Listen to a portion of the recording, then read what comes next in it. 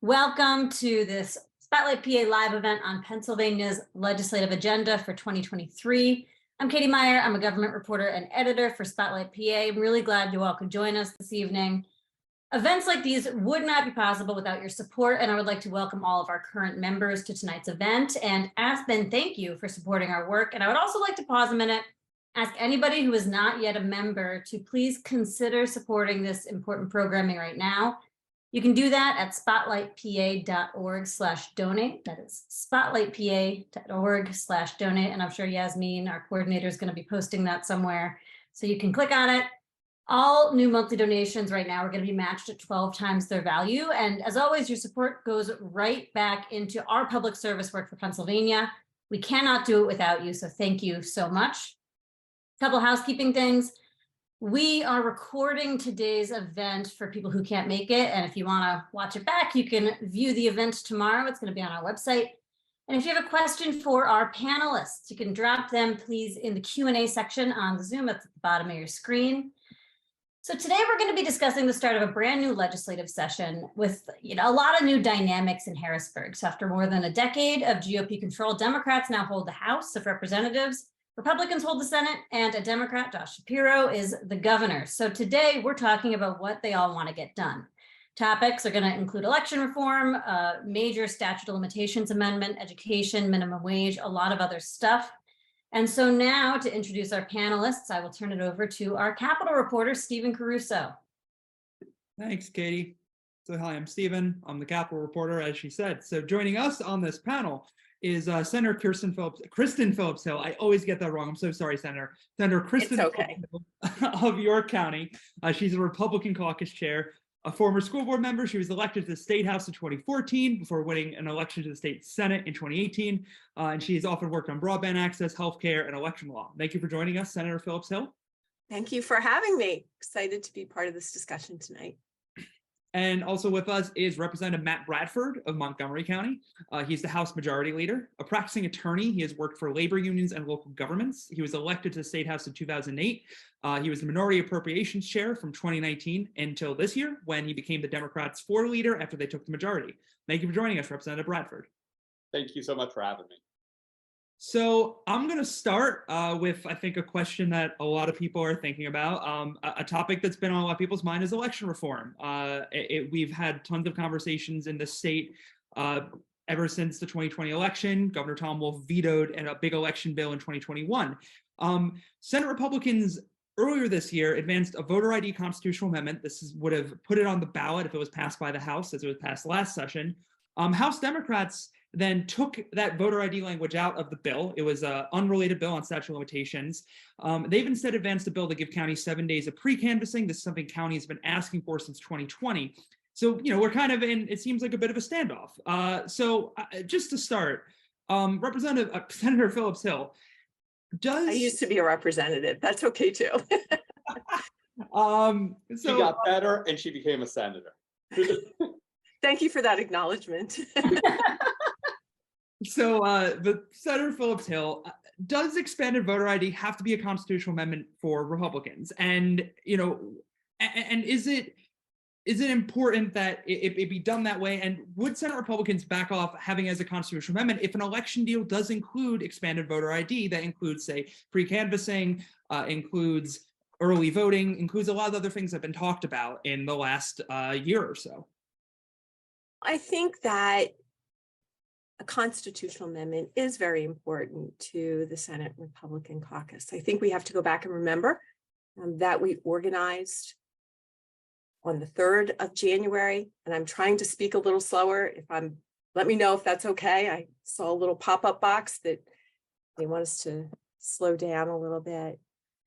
January 9th, we were back in session. January 11th, we passed one of the first pieces of legislation that we sent over, I think, was a reflection of our priorities, and that was to address statute of limitations and to address an issue that I can tell you I hear a lot about pretty much daily from my constituents, and that is the need for voter ID. It polls. It's very highly across the state. And so we passed Senate Bill 1 over. and feel that it's important. And we would really like to see the House pass Senate Bill 1. So, and well, one thing I want to kind of jump in with is, voter IDs poll very well. I think it's like 60, 70, 80%, but things like early voting also poll well. Things like same-day voter registration also poll well. Can Senate Republicans get to a point where they're willing to approve those policies as well in a broader election deal, Senator Phillips Hill? Well, we've already done that. In last session, we passed House Bill 1300, and that got significant support. It was vetoed by the governor. So certainly, I think we need to have that conversation, and there's a lot of good work that we can do. I think what I hear from my constituents and what I hear from my colleagues is that we need to have trust in the integrity of our elections. We need to restore faith of the people of this Commonwealth in our elections. And I think that's important work that we can do in a bipartisan fashion. I will try to speak slower, everyone. There's a lot to say and I want to get it out. So now Representative Bradford, though, so to kind of turn around, as Senator Phillips Hill mentioned, voter ID is popular. Prominent Democrats such as Stacey Abrams even said they'd support an expanded voter ID law. Do you think House Democrats can support an election deal that includes voter ID in the coming months? So I think it's important when we talk about this issue to have some perspective and how we wound up here. And one of the things you're going to hear tonight is I have a lot of affection for the senator. Senator Phillips Hill was a colleague and a friend and someone I think very highly of. But this issue has some history in Pennsylvania, right? We can go back to the Corbett years where we first passed a voter ID bill. And at that time, the Speaker of the House proclaimed for all the world to hear that it was going to allow Mitt Romney to win an election. And that type of politicization, weaponization of what should be just the blocking and tackling of running an election was unhelpful. And subsequently, frankly, a Republican Supreme Court actually struck down that bill. More recently, and again, Senator Phillips Hill, who I have the highest respect for, used the term about trust in elections and restore faith. One of the challenges, frankly, on my side of the aisle, and for a lot of people who saw what happened over the last 5 years, was the party that followed Trump largely engaged in an attempt to undermine credibility in the elections. So now to have a good faith discussion with the very architects, the very individuals who in many cases sowed division and lack of faith in our elections, it makes this choice harder. Now, we've all need to check some of those emotions and hard feelings at the door to have a conversation about how we go forward. So here's what I would suggest. You mentioned actually, Stephen, some ideas that I think make a lot of sense.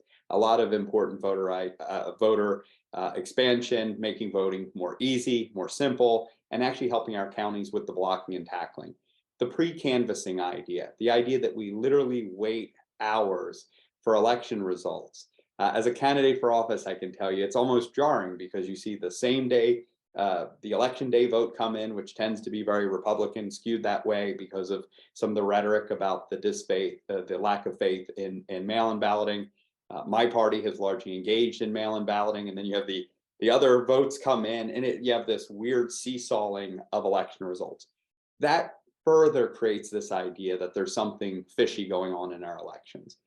We need to check the history and those who would weaponize it for political gain and begin with the assumption that the idea of our democracy is to make it possible, easy to secure the franchise for every voter, period. There's no partisan advantage. In fact, we as Democrats and Republicans should work together to make that happen. If there's a deal to be cut on that issue, our caucus stands ready to engage with the Senate or any other good faith actor to make that happen. Well, I wanted to, first of all, Senator Phillips Hill, anything briefly you wanted to say to any of that? Well, I can tell you that a lot of things have happened in the past, and we need to move forward. And you're absolutely right. Representative, making it easy to vote and hard to cheat has always been our objective. And I can tell you that I've worked in a bipartisan fashion to try and make the process better. Drafted legislation with my colleague Senator Lisa Baker that would get third-party dark money out of the administration of our elections. That was really important. And, I said to colleagues on your side of the aisle, I said, it might be money from the left today, it could be money from the right tomorrow, but truly believe that elections are a core function of government and they should be paid for by the government. And so I've appreciated being able to do that kind of work. And I think we also have to remember that there are many, many states where people have to present their ID before they vote, including in Delaware. Even the president of the United States has to provide his identification when he goes to vote. So I think, again, this is a place that I think we can find broad bipartisan agreement that it will help improve our elections. And we can continue to have those conversations. Here in York County, in the primary of 2021, there weren't enough ballots for people to vote. In my district, I had 20 polling places that were Republican ballots. There weren't enough of them, and a couple, 2 or 3 Democratic polling places where there weren't enough ballots. If you want to talk about the ultimate form of disenfranchisement, you get to the polling place and you're told you don't have a ballot.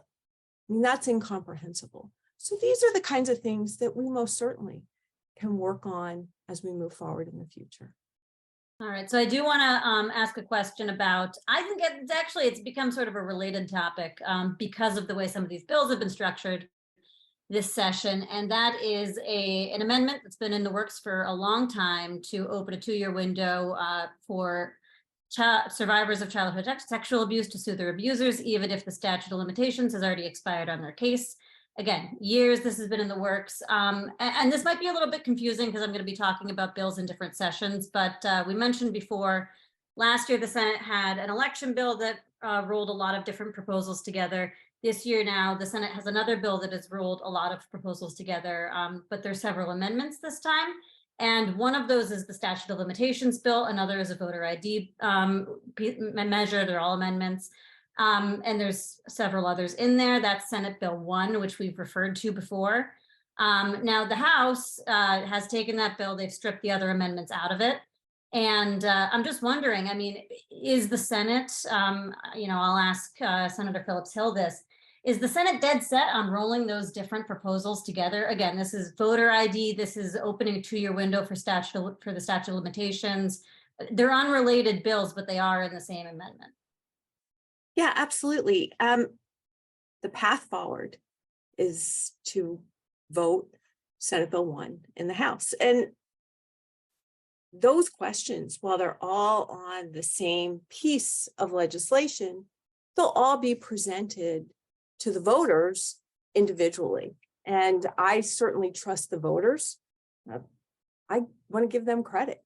They want to engage in the constitutional process. They want to have the power to voice their opinions. And they're each distinct and different questions. And again, these questions are important to different members and different constituencies. The representatives' constituents may have some different views than the constituents I represent in New York County, but they'll all have the ability to have their say if the House sees fit to pass Senate Bill 1 and put those questions on the ballot. I will just flag for listeners, because there's a pretty strong stat on constitutional amendments. They almost always pass when they go on the ballot. Often they go on the ballot in pretty minor election years, so not a presidential election, but it'll be like a municipal primary, that kind of thing. So turnout can be pretty low. I think that's important context. And so Senator Phillips Hill seems like a pretty firm commitment to this strategy of rolling these unrelated amendments together. And we have seen this in the past. Sure. Yeah, no, last session it happened as well, but it's pretty weird. We had multiple questions and it was passed in previous sessions. I believe the courts have taken a look at this and said it meets their muster. So I think we can move forward and empower Pennsylvanians to be able to vote on these important issues. Senator Brad or Representative Bradford, I want to give you, I'm promoting you. I want to give you a chance to respond. Anything you want to say on that? Well, a couple of things, right? One of the things, for reasons that is not the blame of either body or party, but frankly, the window to justice for those who've been the victims of child sexual abuse was not on the ballot when it would have been otherwise last year.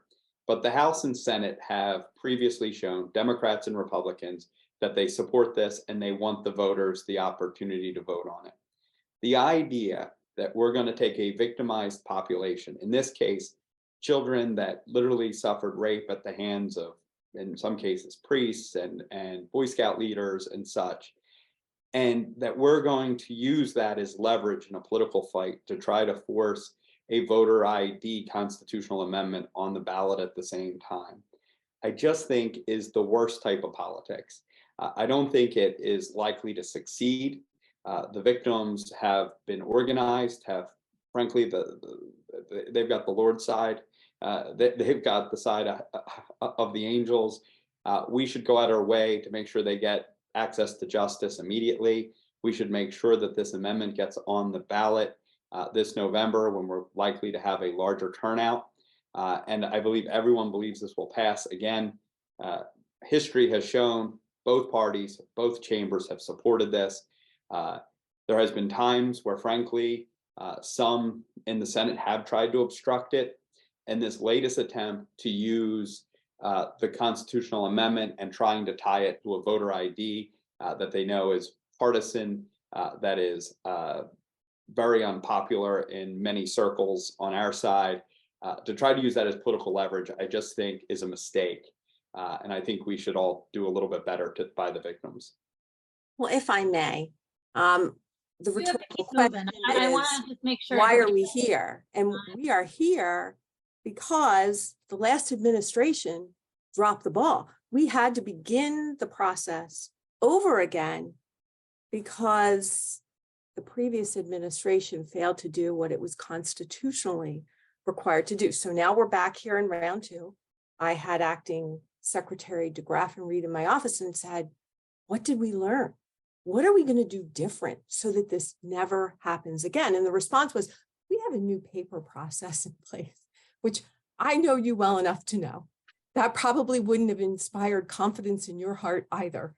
And I drafted legislation to create a transparency portal so that everyone can see exactly where all of these constitutional amendments are in the process, because it is too important for these folks. I've spoke to Acting Secretary Schmidt. He's on board. You're right. We can do better. But I would remind you that we are in this predicament because of the failures of the previous administration. And let me give a moment of bipartisan agreement, because I agree. I mean, the fault belongs on an administrative fault of the prior Department of State. And God bless them, there was no malice, but for whatever reason, this mistake happened. But again, this gets us back to the politics and why we shouldn't use politics and weaponize it in a case like this. The fact that that happened doesn't give us carte blanche then to engage in a political weaponization and frankly say, I'm going to obstruct justice for victims even longer unless I get some political partisan advantage.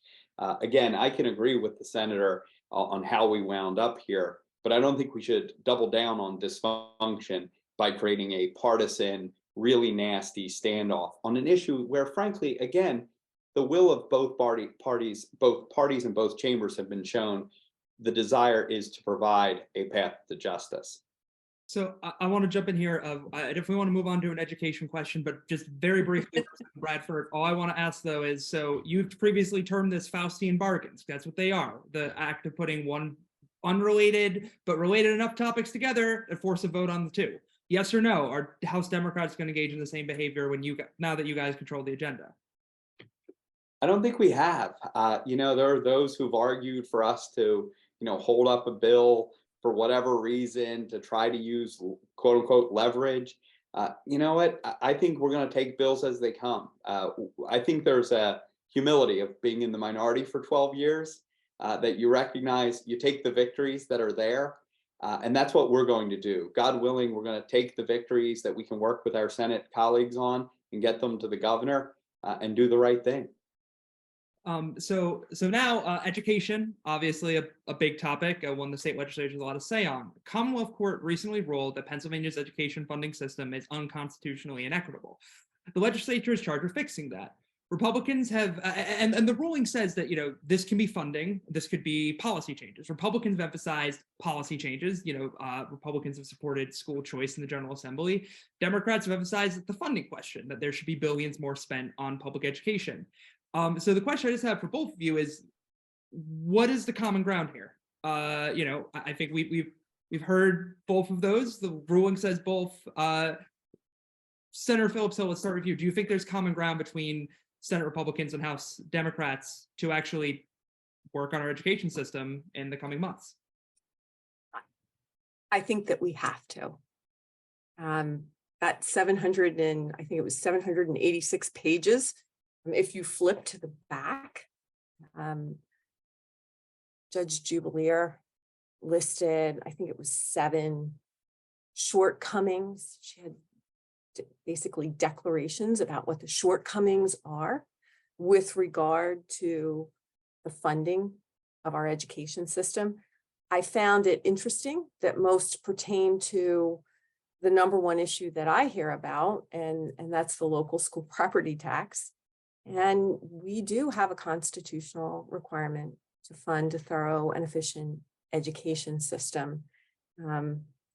I think that there's general consensus amongst the House and the Senate, Republicans and Democrats, that we need to fix this. Now, the question becomes, how do we fix this? And I think that we're concerned about funding, we're concerned about student performance, we're concerned that someone's educational opportunity and outcomes can be determined by a zip code. And I think there's consensus on that. And I will say that the governor recently reconstituted the Basic Education Funding Commission and has tasked the General Assembly to appoint members and for it to do its due diligence to try and come up with a solution. I've been appointed along with Senators Rothman and Senator Argyle. We're going to have to take this on, but here's the thing. We know that the status quo isn't working. And so I would say to everyone, stay tuned. Senator, do you think that the solution is going to mean, putting hundreds of millions, billions of more dollars into the state education system? Was that to me? Yeah. Sorry, just you said representative, and I wasn't sure if you were senator.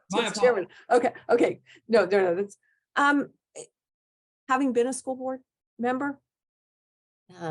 I can tell you that I found in the place that became, I've said this. If states are the laboratories of democracy, for me, the school board was my test kitchen, and I learned a tremendous amount. And I can tell you that educational excellence and fiscal responsibility are not mutually exclusive goals. And I think that we have to provide a system that's thorough and efficient, that meets the needs of our students. I mean, education is a platform for every child's future success. And so we do spend a lot of money currently. So how much more money we need to put into this?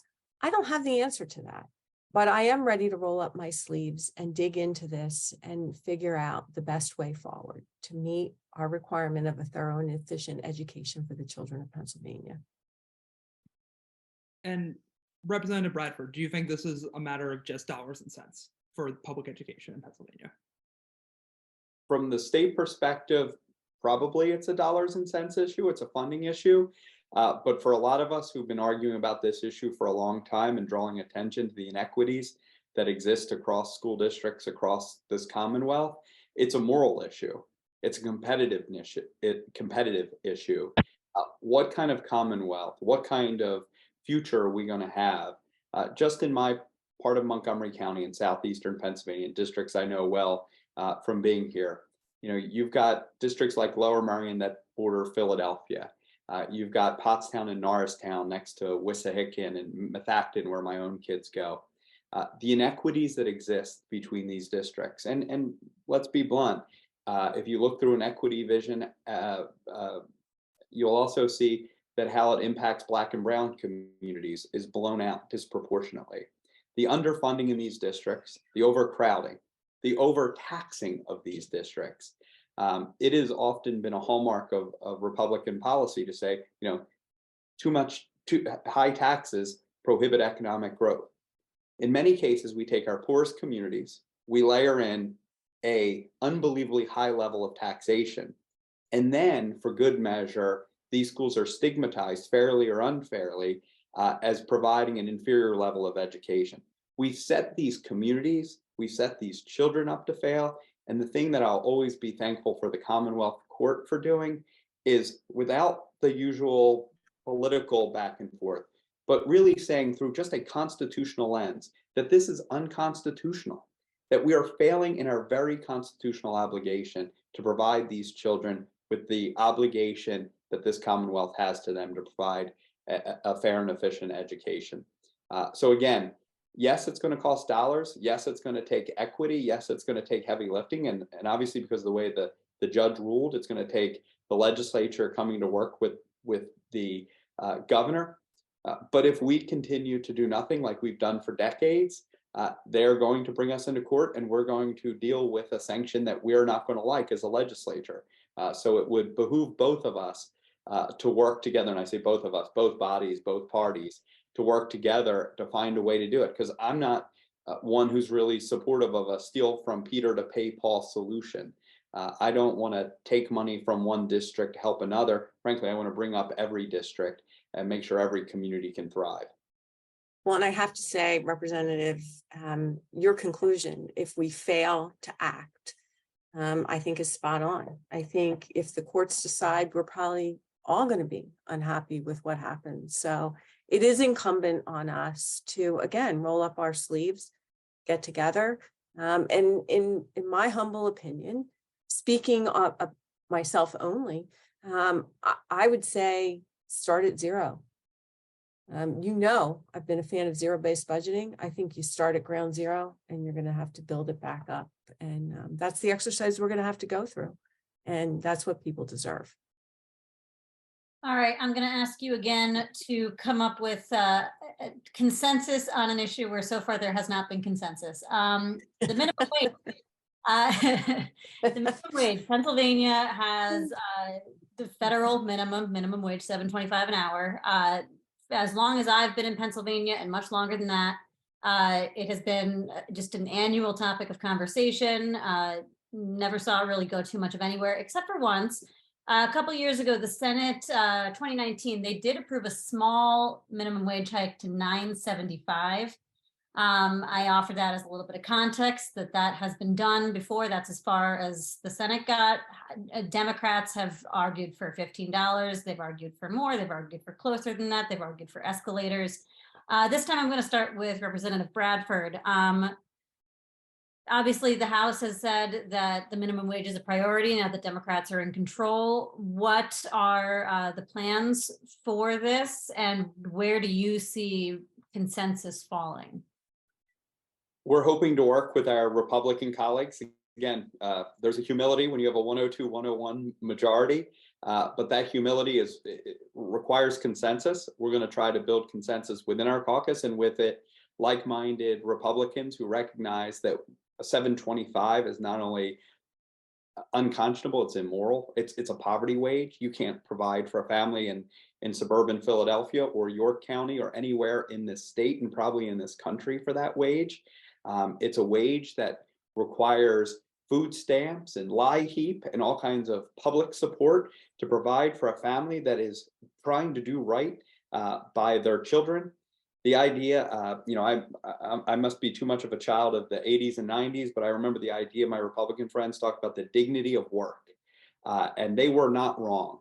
And I believe in the same idea. There must be dignity with work. but there is no dignity for someone who goes to work 40 hours a week and can't provide for their own family, can't afford health care, can't afford reliable childcare, daycare, reliable transportation. So I would propose that we get to a path to 15 as soon as humanly possible. Anyone who's seen inflation in recent years, anyone who's seen the cost of milk, bread, eggs, would tell you that it is impossible to provide for your family. And the idea that we're going to corner the market on $7.25 an hour jobs is somehow going to make Pennsylvania competitive or compassionate is just mind-blowing to me. Senator Phillips Hill, what do you think? What's the number? So I got up this morning and I was going over to Lancaster to speak at a broadband conference, and I had to pump gas. So I stopped in my local Rudders. And as I was standing there saying, come on, move quicker here, right? Gotta get over into Lancaster County. They have all these videos that keep playing, and they pop up images and, buy a sandwich, get 3 cents off a gallon. Start at Rudders, $17.50 an hour. And not only do they start you at $17.50 an hour, I'm actually looking to pull up the image because I took it so that I would remember: paid time off with a 401k match, career advancements, dental, medical, and vision. Yesterday, I finally got to read my emails after session yesterday. Had a press release from WellSpan Health, which is a large healthcare consortium here in central Pennsylvania. They just announced that the starting wage, the minimum wage at WellSpan Health is $17 an hour. That would impact 7,000 individuals across the entire healthcare system. Mm-hmm. I go into schools. I speak regularly with students. And when they stop asking me questions, I start asking them questions, right? Okay, how many of you work? Let's raise your hand. Okay, now, everybody put their hand down. How many of you make $7.50 an hour? No one raises their hand. No one raises their hand. So the market seems to be working really well here in York County because those wages just are not $7.50 an hour. But there's questions that remain with what happens when you start making these mandates. How do you deal with salary compression? And look, when I look at this, I hear a lot of this talk from my friends and colleagues across the aisle, but I do remember that the Democrats had control for 2 years of the White House, the U.S. Senate, the U.S. House of Representatives. They could agree on some things like daylight savings. However, they never moved on the federal minimum wage. So I don't really think this is a slam dunk issue for us in the Senate. Again, if that impetus was really there, I think we would have seen federal action. So just to be clear, so do you think there just shouldn't be a minimum wage? The market, does a good enough job dictating what the minimum I is? think the market is working exactly the way that the market should be working. There are a few members of our caucus that may have a different perspective on all of that. But I think for the most part, the market sure is working really well. All right, so no minimum wage this session, maybe next time. Of course, things could always change. Stephen. I hope you're wrong. Well, I will say this. I don't have a crystal ball, nor do I have a magic wand. I think probably every member of the General Assembly wishes that they had those two things. But I would be surprised. There are a lot of other issues that we're looking into and we're very interested in moving forward that we think could help improve our economy and lift up a lot of families. So I don't want to interject, but I think on this one, it's crystal clear. And again, I thank God that there's the WellSpan and the Rudders that are doing the responsible thing. And you're right, the market largely does work. And that's why I wonder why there's this reluctance to raise the wage. It just seems so obvious. Because if we don't raise the wage, let's think about it.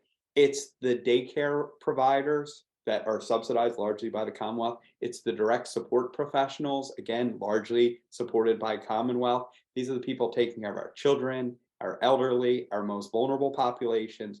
These are the people that most need that minimum wage increase.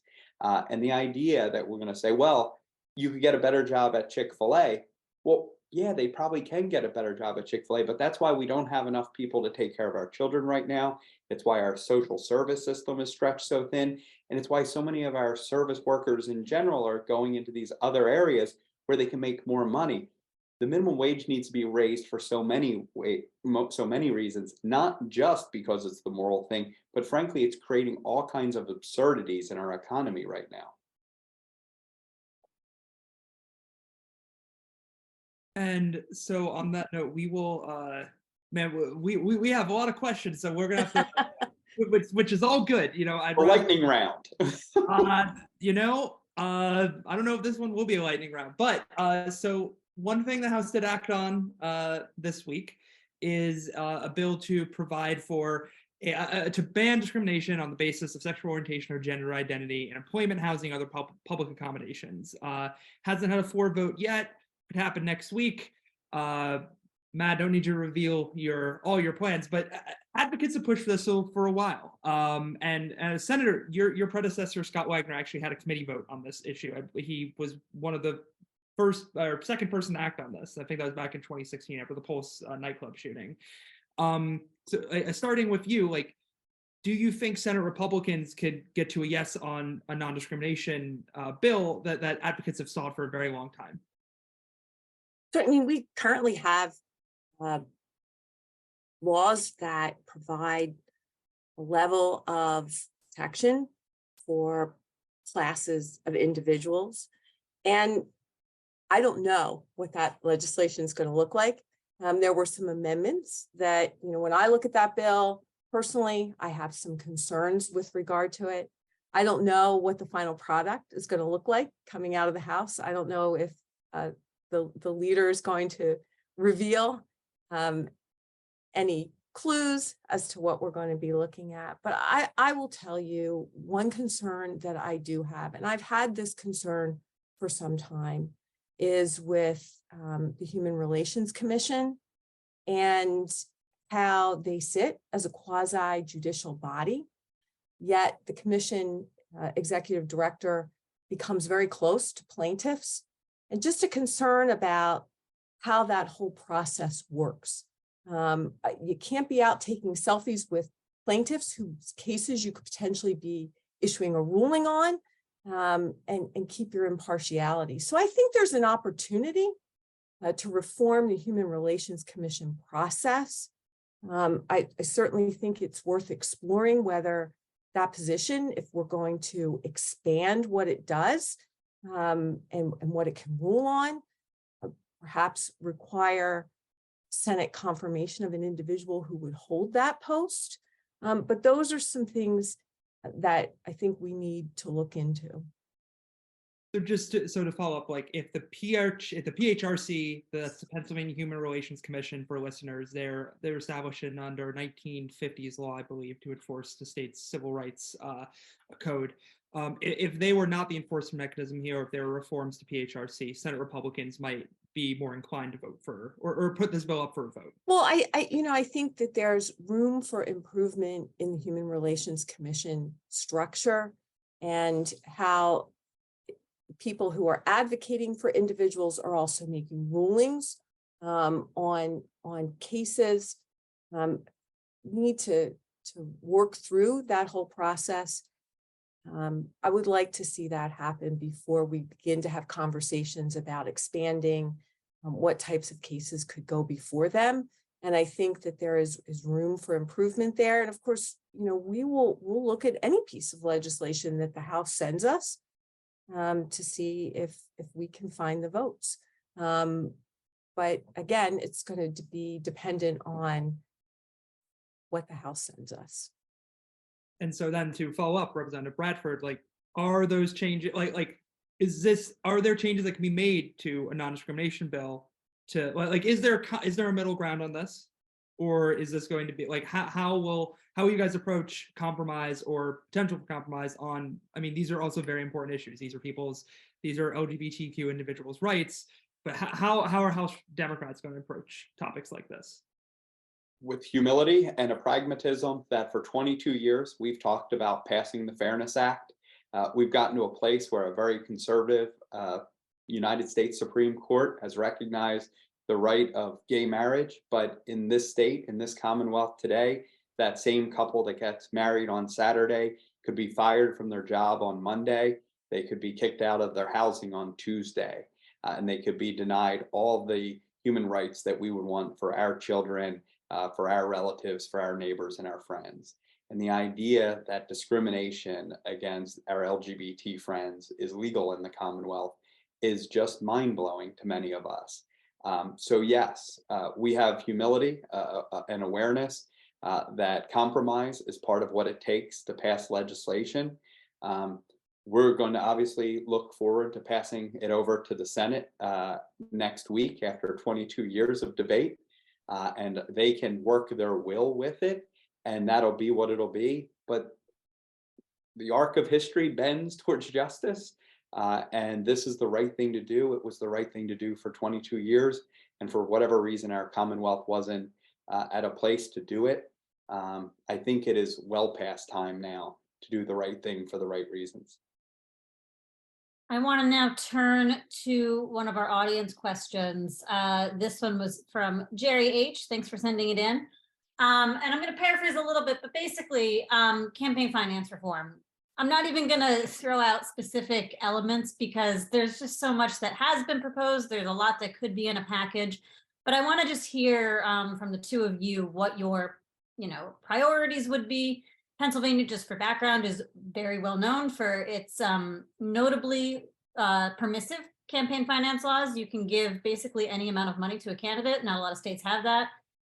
So Senator Phillips Hill, what would be on your personal wish list, but also what do you think the Senate would be able to pass when it comes to campaign finance reform? Yeah, I have been a supporter of a gift ban for probably my entire tenure in the General Assembly. I think there's definitely room for improvement. I have legislation that would address lobbying reforms, the revolving door, all of those kinds of things. I think it would be great. I had great hope previously with the past president pro tempore. I thought maybe we could get some momentum going on these issues. But I think that it would be a great place for us to go and hopefully someplace where we could find some common ground. And I want to just real quick explain the revolving door because that is something that's, a term that gets thrown around a lot in Harrisburg. Yeah. Referring to the fact that a lot of people leave the legislature and go right into lobbying, right? Correct. And that people who are in appointed capacity can do it just immediately. And, we can have people who are lobbyists be appointed to serve on government boards. I mean, that concerns me as well, and have legislation that would try to remedy that. So, I think right now for some people it's a year. I would support making it longer than that. I think that would help improve our government. Mm-hmm. And Representative Bradford, same question to you. What's on your wish list if you have one? What do you think the House can and would pass? So I must say this is an issue that we haven't put as much time in, but one that we need to. On the issue of campaign finance, I think once Citizens United was passed at the federal level, money rushed in. And originally it was a boon to Republicans largely, the amount of corporate money that flooded into the system. But the reality is, and I think my Republican friends, and this is more of a political conversation than even a good government, Democrats have figured out how to do it as well. And we've some would say have learned how to play the game just as well. There's a part of me that wishes we could go back to the status quo ante. and have an honest discussion about how we limit the amount of money that floods into these campaigns. It's unhealthy. It's not good for any of us. I think Republicans are getting a taste of their own medicine in the last few elections, where Democrats, frankly, are outraising Republicans using the rules. These were not rules we ever wanted. We never wanted the corporate money coming into these races. But again, there's an opportunity to have a discussion now where you do have divided government. You have a very pragmatic governor. He happens to be a Democrat, but I think more than anything, Governor Shapiro is a pragmatist. And if there's an opportunity to do something that will restore faith, I think we should engage that. So just on any specifics, are we talking gift ban? Are we talking more time between leaving the legislature in an appointed position and becoming a lobbyist? Again, I will be honest. I know there are concerns in our caucus that have been raised about the issue. We have also lobbyists that also run campaigns, which also run. We've got problems. We were in a hearing together about that very issue. I think not long after I went over to the Senate, they started a government oversight committee, and you were the Democratic chair, I think, and we took testimony on that. And I think it was a kumbaya moment. I think we all agreed that wasn't a real good thing. Yeah. So, and by the way, I would love, and at the time, Seth Grove, who's now and I know is a mutual friend of ours and is now the Republican Appropriations Chair, engaged thoughtfully on some of those topics. And I would love to continue those discussions and see where we could find common ground. Because again, what I've come to learn is, I've not been in the legislature the longest amount of time, but even in a dozen years, you realize what's good for one side at one time, that circle comes around, and all of a sudden there's a partisan advantage to the other side, and then people's principled position changes. I think we need to realize that partisan control may change, but the principles should stay. And if we did that, we might be able to have an honest conversation, checking the politics at the door on some of these thoughts. Okay, great. Excuse me. Another question that we received from a couple people beforehand, I believe, was kind of a simple question. There's been some talk of inflation. Is there any chance for a COLA for pensioners in the coming months or years? Pensioners they've been on that. I don't think there's been a COLA since about 2000, 2001. And, money has been has a lot less worth now than it used to. Do either of you have any thoughts on that topic? And is that something that could be done? So I think poor Senator Phillips Hills had to go first too many times. So I will, I put my head into the lion's mouth first. So my answer is this, and it's actually hopefully a moment of bipartisan compliment. One of the things that I disagreed very strongly, I came into office not long before then Governor Corbett got elected, and I disagreed with almost everything he did in his short tenure, but he got our Commonwealth back on the necessary obligation of making its pension payment. Regardless of what pension reform you support, don't support, DB, DC, whatever you support, you need to make the pension payment. You can't blame the richness of the benefit. You can't blame the system. You can't blame the returns. You can only blame yourself when you have a legislature and a governor who doesn't make the pension contribution. Regardless of what system it is, you don't make the payment. We've been making the payments for the better part of a dozen years. And that's not an argument to say, okay, well, now we can do something horribly irresponsible. We dug ourselves quite a hole in the pension system, and we need to recognize that. And we've paid a hell of a price for it. Our school districts have, our taxpayers have, and frankly, the credibility of the legislature and the governors. Now, having said that, we have a unique challenge with pre-Act 9 beneficiaries. And these are folks who are in many cases 80-some years old, have been out of the workforce for 20-some years, and have not had any COLA increase in decades. And the power of their retirement payment is so little. If we can find a way to pay for that, I know Frank Ryan, who's also a mutual friend of ours, again, we share very different views of the world, but talked about some of the ideas on how we could get a way to get these folks some help. These folks are truly in a bad way. These are very long-term retirees who've been without a COLA for a long time. I think we need to look at some relief for these individuals. I would say Matt's assessment is spot on.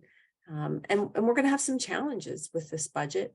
I certainly can say that we respect the fact that the governor didn't come out the gate asking for a budget the way the previous governor did with the single largest tax increase in the history of the Commonwealth.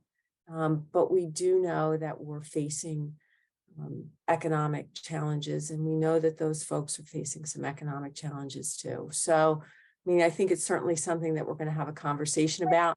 Where we eventually land on that, I really am not sure, but I do know it's probably going to be part of the conversation around the budget, and we're going to see what we have to do. Our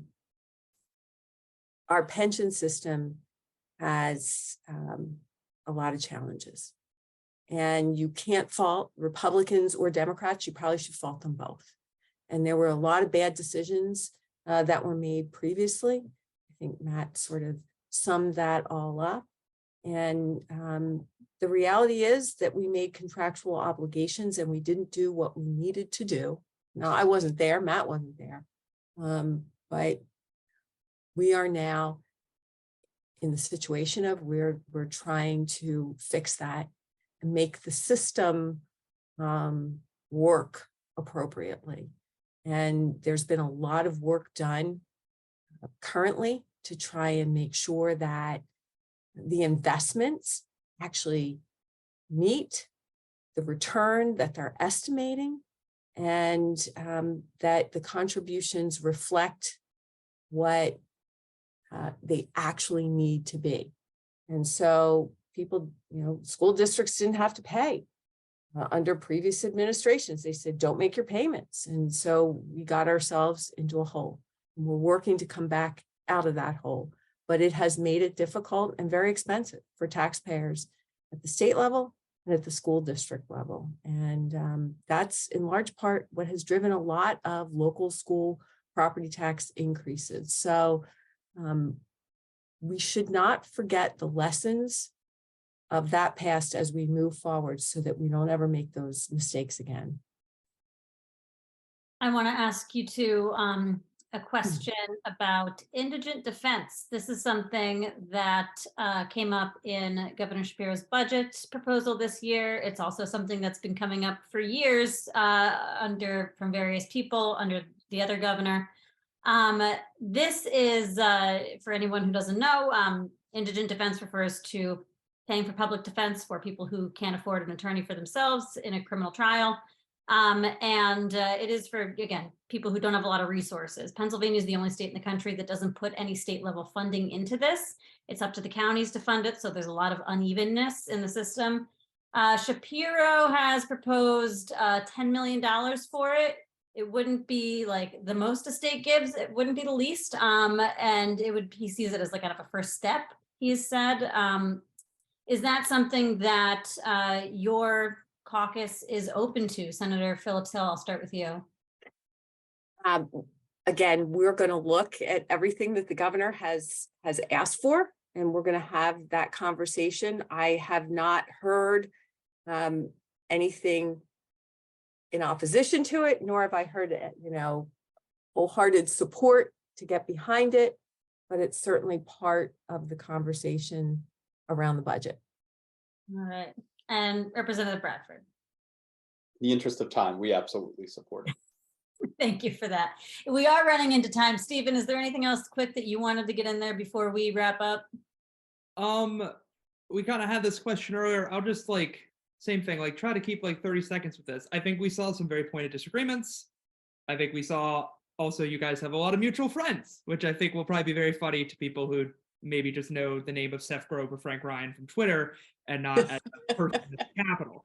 It's going to hurt my reputation more than Chris's, let's be clear. I promise you, this is a man who put 114 amendments on one of my bills, and we've had rancorous and ugly debates. But despite the fact that we disagree on a lot of things, always have had the utmost respect for him. So and now after that, 10 seconds, will this conversation and the tone, because there's point disagreements, And there's also, I think, a little bit of laughs. Will that be able to carry over to when you guys are negotiating a budget? Because obviously there are a lot of needs. There are a lot of questions we didn't ask because there's only so much time in an hour. Do you think this can carry over to getting something done so that divided government just become a stalemate? I think absolutely. Look, I go to the Capitol every day that we are in session, and many days that we're not, as you probably well know. You see me walking around the Capitol. I'm there to do the work that the people who sent me to Harrisburg in this district sent me to do. And I will tell you, if there's a good piece of legislation, I don't care whether it's a Democrat or a Republican. I don't care if they're from whatever part of the state. If it's a good bill that I think my people will get behind, and then I will throw my support behind it regardless of whose idea it is. I don't think anyone has the market cornered on a good idea. And we are going to represent the people that sent us to Harrisburg. We are going to hold true to our values. And we are going to disagree at times, but we will never be disagreeable in that process. And I think, again, and I've said this often, we have divided government. We don't have dysfunctional government. I think we very clearly understand that we have a job to do, and we will do it to the best of our abilities. But again, as a Senate Republican, I will tell you that it's been a 40-year majority that we've held, and we take that very, very seriously. And we will uphold those values and those principles to the best of our ability. And the only thing I would add is, I almost parrot the same words, which I always say, we don't have a monopoly on good ideas. And if we can work out compromise, we need to. There's a humility that comes with the narrowness of our majority, and we recognize that, and we need to reach across the aisle, work with people of good intent, and that Senator Phillips Hill fits that mold perfectly. She's a red rib conservative, but her decency is obvious. And we just need to start working together and showing that pragmatism is not a dirty word. I'm a progressive, but I believe the middle has to hold, that leaders have to lead, and they need to check the impulses of those in either caucus or either body that would make compromise a dirty word. All right. Well, we are a couple minutes over time. Forgive us, but I think this was a great conversation. Thanks to both of you, Senator Kristen Phillips Hill and Representative Matt Bradford, for taking the time and taking all of those questions. I wish we got to more of them, but there are always too many. We had so many more. So many more. You have an extra hour. You could probably have us on for 4 hours and we wouldn't touch everything. I'm sure. That's the thing. We got to remember to budget more time when we have we do, because there's good stuff we could talk about. We didn't talk about regulatory reform. We didn't talk about permitting reform. We didn't talk about how we're going to grow the economy and keep our kids in Pennsylvania. Those are all things that we want to accomplish. And I am sure that we can get the chairman to work with us. He really is a progressive leftist. Progressive, please. Better for you? Okay. You guys can keep this going off the Zoom, but before we let you all go, again, thank you very much. This is a good conversation. And we love doing events like these. These would not be possible without the support of our wonderful readers. So thank you very much. And if you are not yet supporting Spotlight PA, I would say maybe try doing that tonight. You can do it at spotlightpa.org/donate, spotlightpa.org/donate. And again, monthly donations that are new will be matched at 12 times their value. And again, events like this would not happen without them. So thank you. Thank you to both of you, and have a great night. Thank you. See you.